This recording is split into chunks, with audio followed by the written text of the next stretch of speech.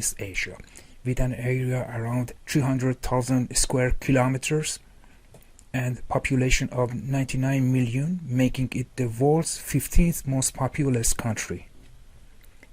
Vietnam witnesses devastating flood in 1991, involving economic damage, 547 human deaths and damaging 630,000 homes. Coastal flooding is foremost threat to Vietnam due to geographical location and socioeconomic absorption. The coastline is widespread over 3,200 kilometers and 70% population is living there. Since there, Vietnam is a flood-prone country. First order of Vietnam government originated Central Committee for Dike Maintenance for Flood Risk Reduction, and later on committee was replaced by Central Committee for Flood and Storm Control. Legislation was ensured and hundreds of legal documents have been passed comprising laws, decisions, rules and regulations and legal framework for effective control of floods. Dikes in Vietnam adhere to dual-purpose part, both for irrigation bank and drainage canal. Hence, law emphasizing on dikes was of great force. Despite of multiple documents, there has been no concrete and comprehensive law and policy on disaster management in Vietnam. For sustainable water resources management, law in water resources was administered in 2012, followed by law on dikes in 2006, and ordinance on flood and storm prevention and control in 2000 for flood management in Vietnam. Ordinance on flood and storm prevention and control in 2000 illustrated the need of further detailed and comprehensive legislation on flood management. This ordinance was replaced by the Law on Natural Disaster Prevention and Mitigation in 2014. Government of Vietnam also brought a national strategy for natural disaster prevention, response and mitigation to 2020 during 2009. This national strategy was particularly attentive upon integration of disaster management to socio-economic position of community for effective response and preparedness to combat the disaster. The strategy also tends to raise public awareness. Flood management strategies revealed inadequate success pertinent to several inefficiencies. Water Resource and Flood Storm Control Division report in 2011 reflected that inadequate funds allocation hindered flood management policies. Improved financial assistance and healthier observation could have enhanced the effectiveness, but it does not appear practical. In fact, existing flood management approaches remain failed in combating disasters. Defense system against floods was insufficient in recent incidents. To take floods in account, early warning system could be strengthened, which is meager at current. More focus on improving socio-economic position of community through alleviating inequality and poverty is need of time. This phenomenon may bring a concept of integrated flood management approaches and holistic action for sustainable management of flood risks in Vietnam.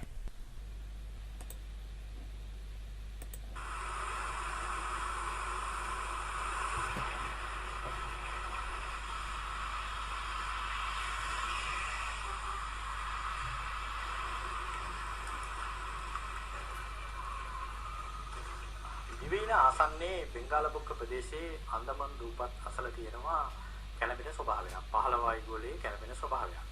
මේ தත්ත්වය හෙට දිනේ වෙනකොට අඩුපීඩන කලාපයක් බවට පරිවර්තනය වෙන්නේ වයඹ දිශාවට ගමන් කරන බව තමයි අපිට පෙන්වුම් කරන්නේ. කෙසේ නමුත් මේ දිවයිනට ක්‍රමක්‍රමයෙන් ලංවීමක් අපි අපේක්ෂා කරනවා. ඒ අනුව දිවයිනේ බොහෝ පළාත්වල අහස වලාකුළින් පරව තියෙන හැකියාවක් තියෙනවා.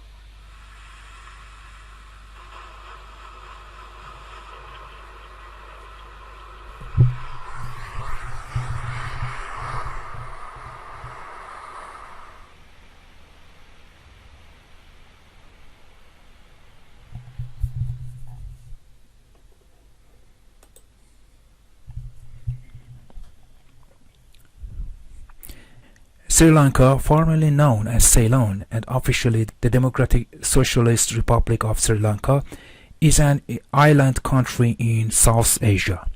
It lies in the Indian Ocean southwest of the Bay of Bengal, separated from the Indian Peninsula by the Gulf of Mannar and the Palk Strait. Sri Lanka is a flood-prone country of Asian country. The country has faced some noteworthy floods in 1989, 2006 and 2008, damaging huge areas and human killings. Flood is the often hazard faced by Sri Lanka. In last 4 decades, floods were more often and devastating for highest number of people.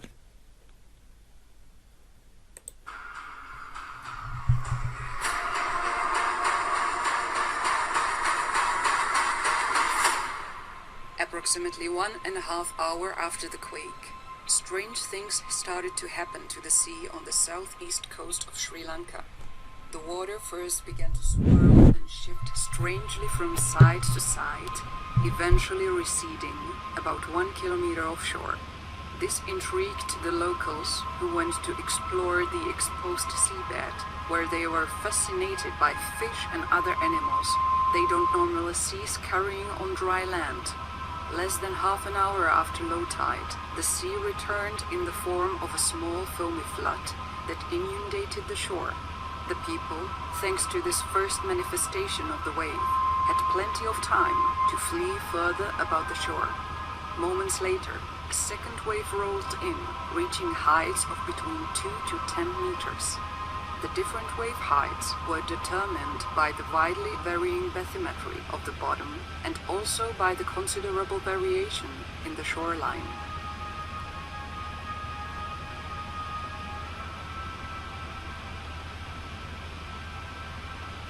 The waves were highest in the Yala area, where they reached heights of up to 12.5 meters, and overflow reached up to 1.5 kilometers offshore. The wave progression can only be imagined in this area, as there is no available footage of the approaching wave. However, it is assumed that the wave on the southeast coast was in the nature of a foamy swirling flood, as in other areas of Sri Lanka. Aerial images of the area show utter devastation and destruction. The wave gradually affected the entire eastern coast of Sri Lanka, but as it moved northwards, it had less effect than in the southern parts of the island. Here, in the south, the wave was extremely destructive, and in the Hambantota area, it reached a height of 11 meters above the ocean surface, and in places inundated the coastline up to 2 kilometers inland, which itself had disastrous consequences.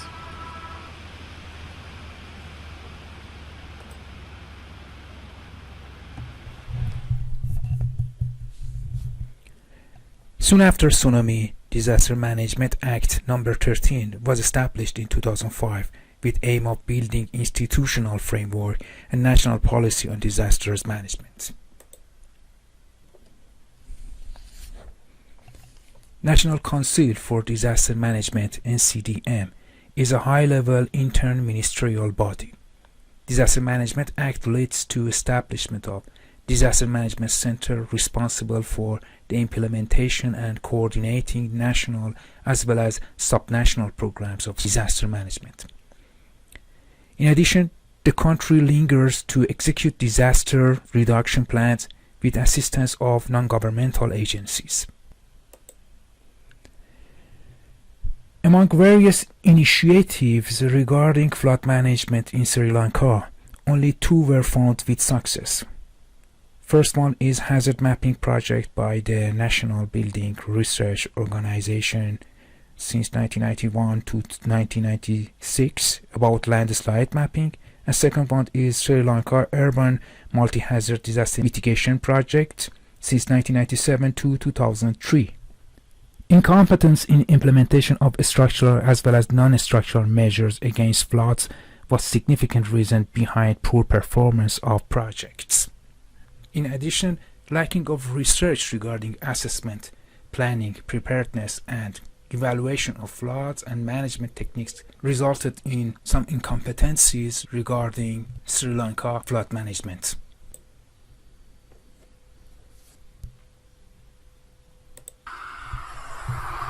total of 8 urban villages in Manado City, North Sulawesi, were hit by flash floods after heavy rains.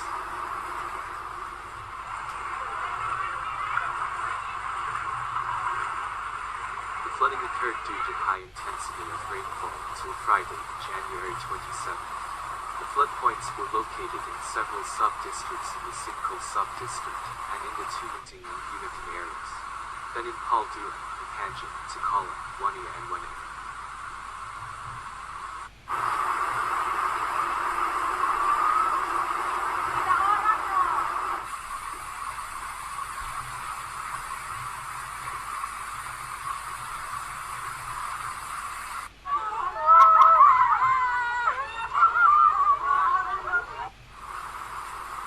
It was reported that the grounds of Manado's Samratulangi Airport were also inundated with water at high level after heavy rains. However, the airport ensures that flight activities remain normal.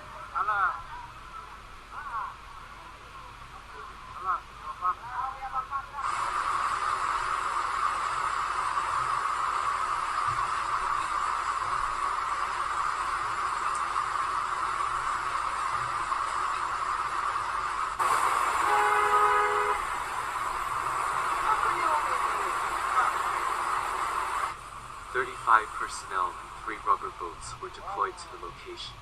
Stagnant water hampered access as main roads were blocked by floods. While on the junction road, several power poles collapsed, resulting in a blackout.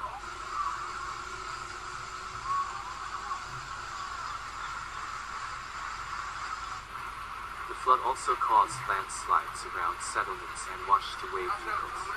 Local authorities ensured that there were no reports of casualties in this flooding.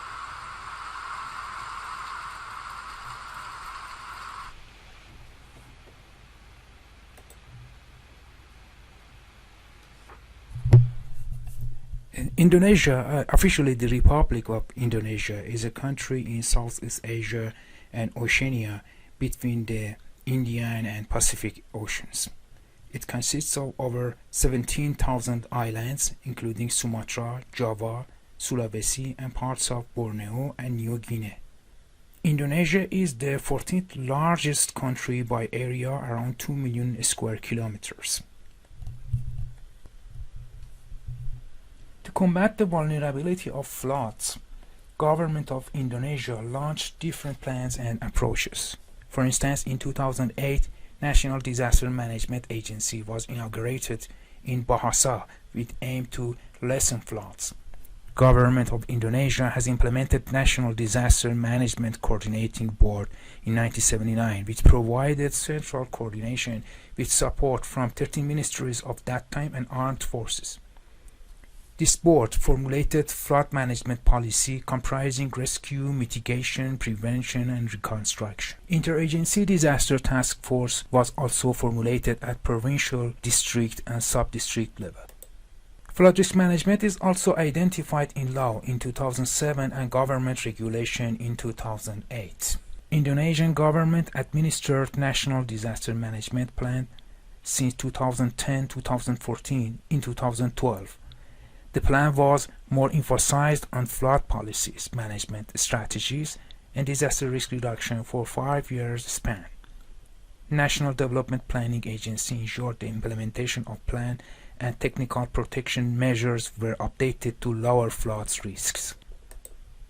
Success of flood management plan met with criticism. For instance, local communities were not having adequate environmental awareness to combat risk, which reflects that local participation in plan was scanty.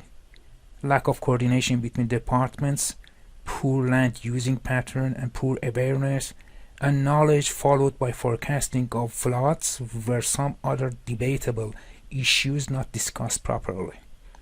Early warning and forecasting were also criticized by researchers pointed a dire need of a strong institutional linkage between different stakeholders for quick and effective disaster response. Literature on flood risk management in Indonesia is scanty.